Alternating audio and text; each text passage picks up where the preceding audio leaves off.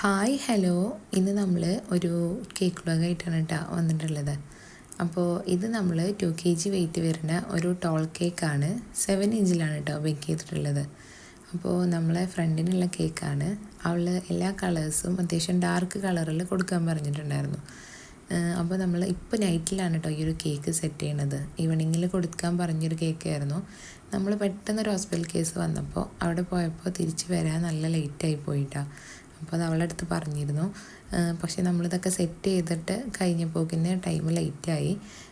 അപ്പോൾ അവൾ കേക്ക് ഇന്ന് പിറ്റേ ദിവസം മതി, മോള് ഉറങ്ങുന്ന ടൈമാണ്, അപ്പോൾ പിന്നെ കുറുമ്പാവുമെന്ന് പറഞ്ഞപ്പോൾ എന്നാൽ പിന്നെ ഞാനും പിറ്റേ ദിവസം കൊടുത്തേക്കാമെന്ന് വിചാരിച്ചു. കേക്ക് ഫുള്ള് സെറ്റ് ചെയ്ത് വന്നപ്പോൾ എനിക്ക് ആ കേക്ക് ഇഷ്ടമായില്ല കേട്ടോ.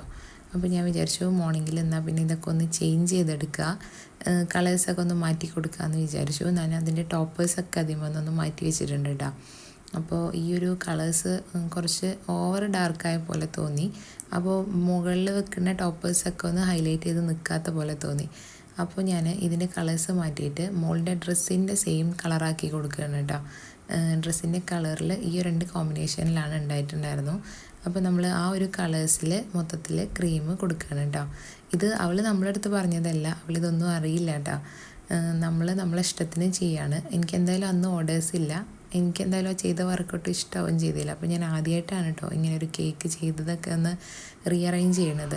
കേക്കിൽ ഫയറിയുടെ ഒരു ഫോട്ടോ വേണമെന്ന് മാത്രമേ അവൾ പറഞ്ഞിട്ടുണ്ടായിരുന്നുള്ളൂ. വേണമെങ്കിൽ റെയിൻബോ വെച്ച് കൊണ്ടുവന്ന് പറഞ്ഞിട്ടുണ്ടായിരുന്നു.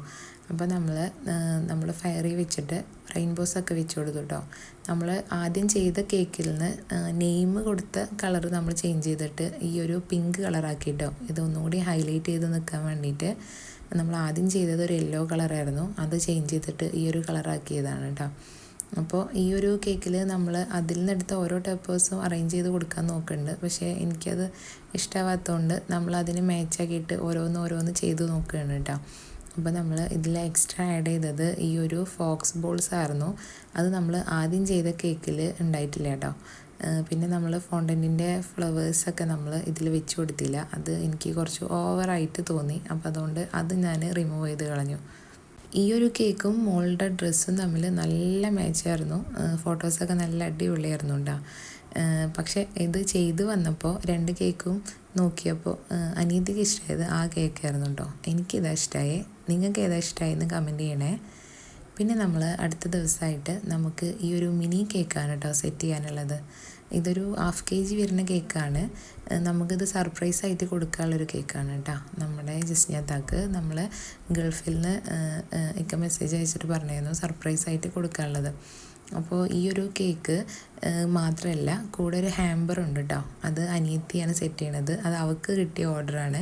അപ്പോൾ അവൾ സെറ്റ് ചെയ്ത ബോക്സൊക്കെ ഒരു ഓറഞ്ച് ഷെയ്ഡിലൊക്കെയാണ് ആ ഒരു ബോക്സ് ഹാമ്പറൊക്കെ വന്നിട്ടുള്ളത്.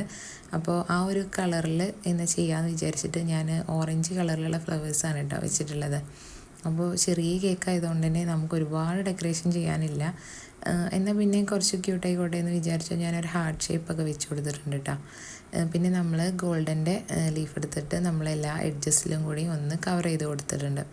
ഇത് നമ്മൾ തൊട്ടടുത്ത വീട്ടിലാണെങ്കിലും അവരെ അറിയില്ല കേട്ടോ. അത് സർപ്രൈസ് ആയിട്ടുള്ളതായിരുന്നു.